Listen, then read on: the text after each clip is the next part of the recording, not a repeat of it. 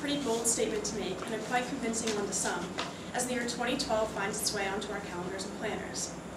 Now, as many of you may know, or may not, December 21st, 2012 starts the end of the Mayan calendar, which causes many people to make predictions and theories about this prophecy, and it also may cause a lot of chaos. So here today, I'm here to discuss the history behind the Mayans and their calendar, the different predictions out there and what the media has portrayed it to be, as well as what experts and historians think today.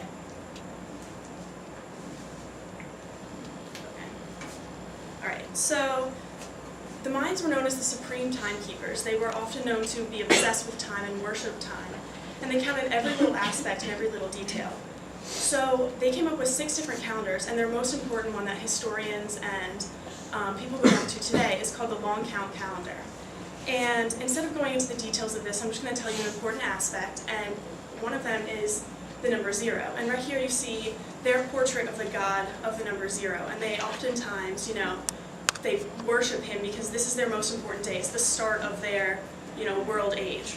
So their world age actually started on August 13th, 3114 BC. So some of you may be asking, why 2012? Why this date? And many people seem to have different predictions about this, but according to a historian, Robert Kaplan, who measured Mayan mathematics, he said it's the end of 2 great cycles, and this is also what the Mayans thought too. So one of the cycles is actually called the Great Cycle, and it's a 5,125 year span, and another one is the Equinox Cycle, also known as the Grand Year, and it's 26,000 years. So these 2 cycles the Mayans thought were of importance because they're both ending on the same date, which is really rare. And this was the highest number that the Mayans counted, so a lot of people assume that since there's no more counting after this day, that the world's going to end on December 21st, and they don't know exactly what's going to happen, but there has been a lot of debate about this, and it's still relatively unclear. So now, more interesting than the history, I'm assuming, is what is actually going to happen on this day.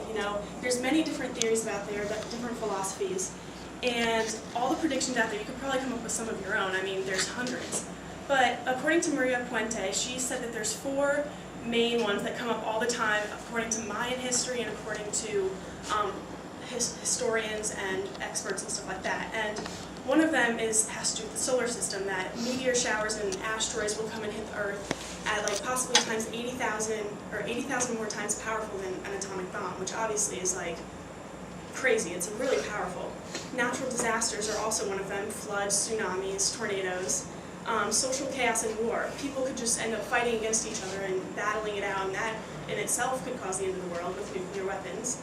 Or the days could just go on like they normally do, and we'll wake up the next morning and go on with our life. So to go on with this, the media has had pros and cons about this. Not many of the news networks cover this, like CBS or Fox. You don't really see many of them talking about the end of the world. They don't want to cause mass paranoia or whatever. So a lot of movies, well, there have been some movies, like last year the movie 2012 came out, which depicts a lot of these 4 points that Maria Puente has suggested, and it shows all the destruction. So here's a clip from the movie 2012. Hopefully you'll get a little sense of what it's like. Okay. I'll just click on the link then.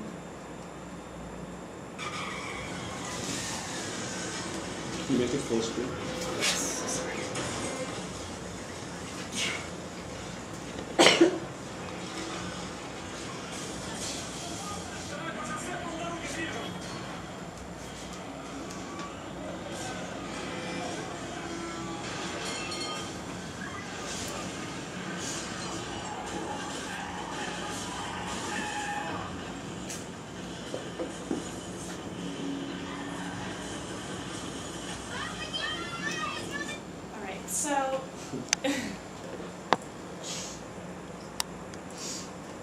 So that is basically a little clip from the movie. If you go on to watch the clip, it shows a lot of the points that Maria pointed out, which was, meteor showers and fires, and you can pretty much come up with some of your own. Like some people have predicted the world, falling into a black hole and disappearing. So that's basically the clip from the movie. So basically the real question we have to ask is any of this going to happen? What experts and Mayans think today is, they have a lot of differing opinions. And so some of the Mayans today that still live in Mexico know that this date is important, but don't know exactly what's going to happen. They know it's a date of significance. So grandfather Don Alejandro of the Mayans thinks that we are already in the window of the end of time. He thinks that what we are doing today is already going to cause the end of the world in 2012, such as nuclear weapons and, illnesses such as maybe the swine flu could overtake us all, and that's part of the end of the world. Others, such as Eileen Cooper, who's an anthropologist, and Susan Gillespie of University of Florida, say that, it's all just hype. It's nothing more than just what people believe it to be.